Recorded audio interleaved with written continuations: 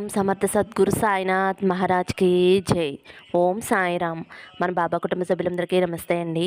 Hi friends, మీ అందరిపైన షిరిడి సాయినాథ్ ఆశీస్సులు ఉండాలని, మీరు ఎప్పుడూ క్షేమంగా సంతోషంగా ఆరోగ్యంగా ఉండాలని మనస్ఫూర్తిగా బాబా గారిని కోరుకుంటున్నానండి.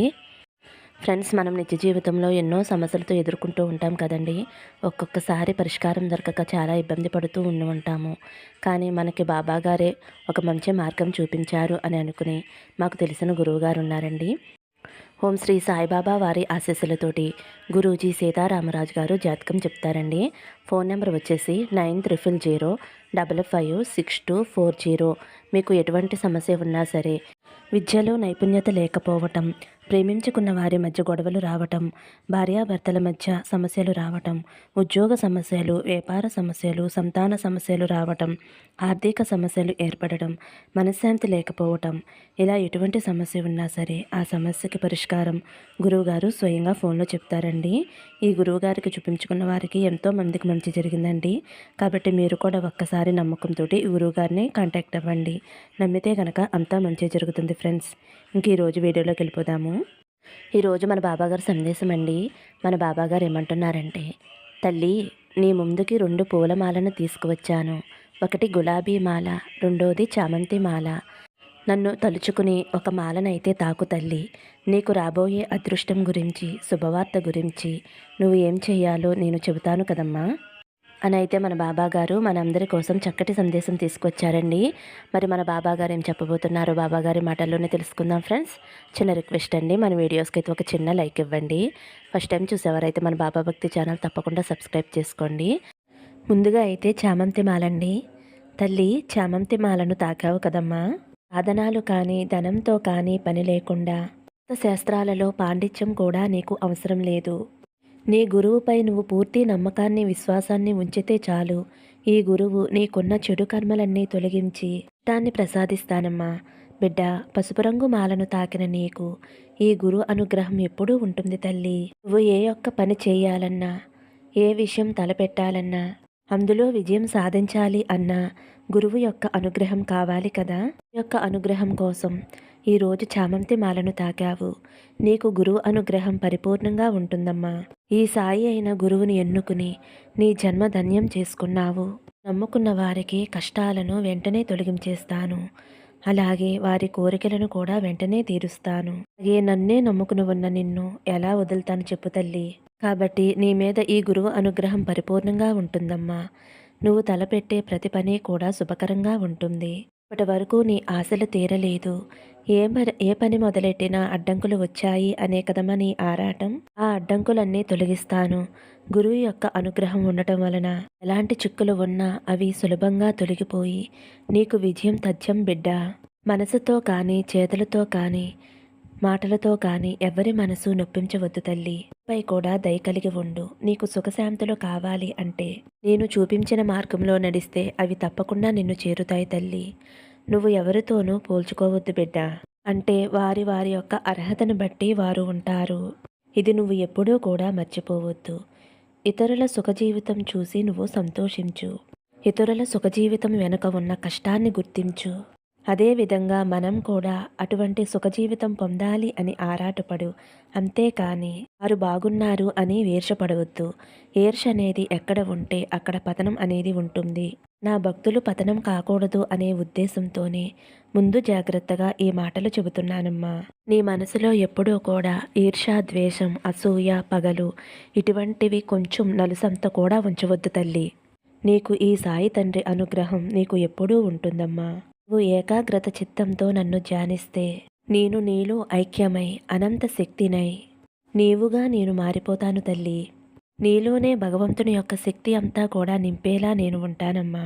కాబట్టి నన్ను ధ్యానించేటప్పుడు నాకు ఇంత ఆడంబరంగా చేయాలనేది లేదు తల్లి. ఏకాగ్రతతో, నమ్మకంతో, భక్తితో, విశ్వాసంతో ఉంటే చాలు. నేను నీలో ఐక్యమవ్వటం ఎవ్వరూ కూడా ఆపలేరు. ఇచ్చిన దానితో తృప్తిగా జీవించు. లభించిన దానిని స్వీకరించు. పూర్తిగా సంతోషంగా ఉన్నావు అంటే సంతోషం అనేది జీవితాంతం నీకు నిరంతరంగా ఉంటుందమ్మా. నీ దేనికోసం కూడా నువ్వు భయపడవద్దు.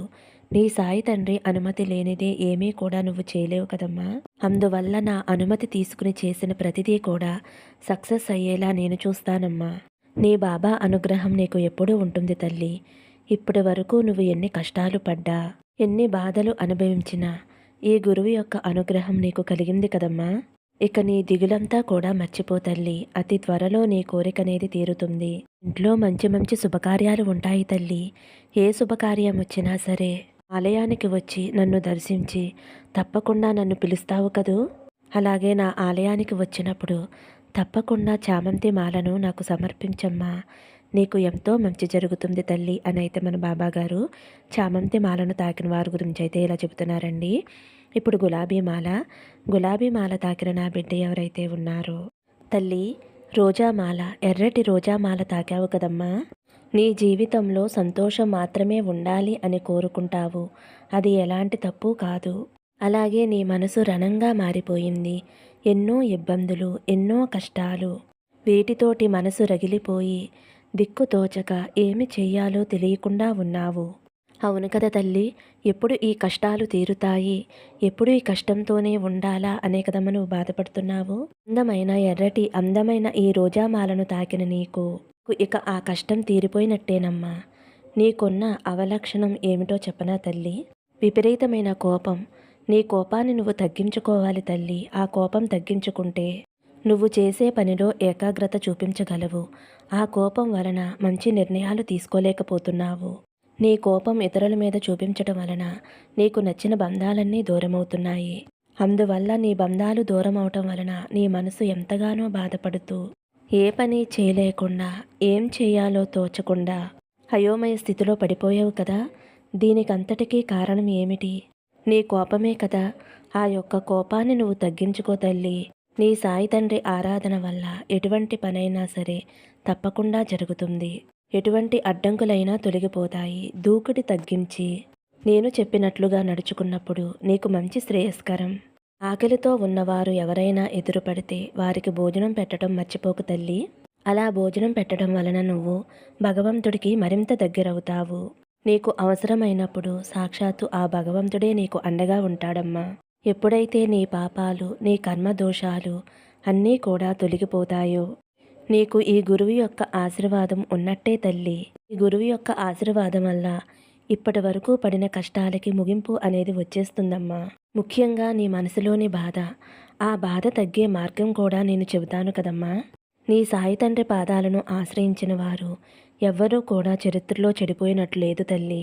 మనసులో నిరంతరం నన్ను తలుచుకోవటం, నీ మనసునే నా మందిరంగా చేసుకుని ప్రతి క్షణము నన్ను ఆరాధిస్తున్నప్పుడు తప్పకుండా నేను స్వయంగా కాపాడుకుంటానమ్మా.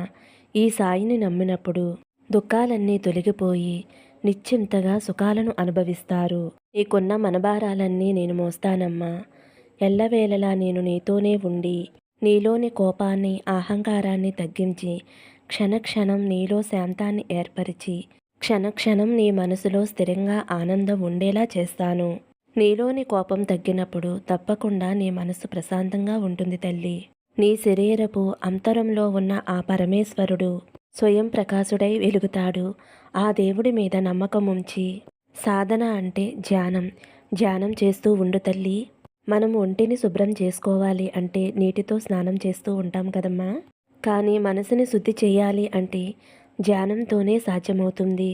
నీకు ధ్యానం ఎంతో అవసరం తల్లి. అందులో భగవత్ నామస్మరణ, భగవంతుని యొక్క ఆరాధన నీకు ఎంతో ముఖ్యం తల్లి. భగవంతుణ్ణి ఆరాధించిన, భగవంతుని ప్రార్థన చేసిన నీ కోపం క్రమేణా తగ్గిపోతుంది. నీ కోపం తగ్గితే ఆ భగవంతుడు నీ వశం అవుతాడు. తప్పకుండా ఇక నుంచి నీకు అంతా కూడా శుభకాలమే తల్లి. నీ సాయి మాట ఎప్పుడూ కూడా తప్పదమ్మా. కాబట్టి ఈ మాటలన్నీ కూడా నీ కోసమే. కాబట్టి రాబోయే కాలం నువ్వు చేయవలసిన పని అన్నీ చెప్పాను కదమ్మా. నీ సాయి తండ్రిని నీతోనే ఉంటాను. కాబట్టి నేను చెప్పిన మాటలను ఆచరించు తల్లి. నీ జీవితం శాశ్వత సుఖమయమవుతుంది. సర్వే జన సుఖినో భవంతు. సమస్తం సద్గురు సాయినాథార్పణమస్తు. శుభం భవతు. జై సాయిరామ్.